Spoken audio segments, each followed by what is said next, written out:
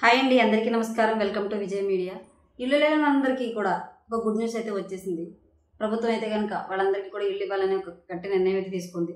So దానికి సంబంధించిన ఆదేశాలను కూడా జారీ చేయడం అయితే జరిగింది. సో దానికి సంబంధించిన పూర్తి వివరం చెప్పడం కోసం నేను ఈ వీడియో చేస్తున్నానండి. ఈ వీడియోని ఎక్కడ స్కిప్ చేయకుండా పూర్తిగా చూడండి.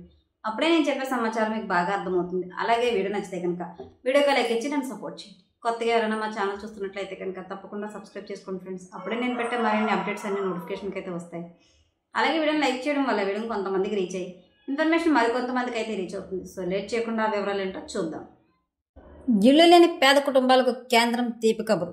గ్రామీణ ప్రాంతాల్లో ఇల్లు లేని పేద ప్రజలకు గృహ వసతి కల్పించేందుకు ప్రధానమంత్రి ఆవాస్ యోజన గ్రామీణ పథకం 2.0 కింద అర్హులను గుర్తించాలని కేంద్ర ప్రభుత్వం రాష్ట్రాలకు సూచించింది. ఈ విషయమై జిల్లా కలెక్టర్ మంగళవారం కలెక్టరేట్ నుండి వీడియో కాన్ఫరెన్స్ ద్వారా సమీక్షించారు.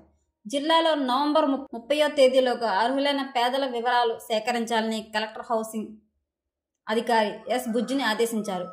కేంద్ర ప్రభుత్వం అయితే కనుక గ్రామీణ ప్రాంతాల్లో ఇల్లు లేని పేద ప్రజలందరికీ ఆవాస్ యోజన పథకం కింద అర్హుల్ని గుర్తించి వాళ్ళందరికీ కూడా ఇల్లుని ఇవ్వాలని చెప్పి అయితే కనుక కలెక్టర్కి ఆదేశించడం అయితే జరిగింది.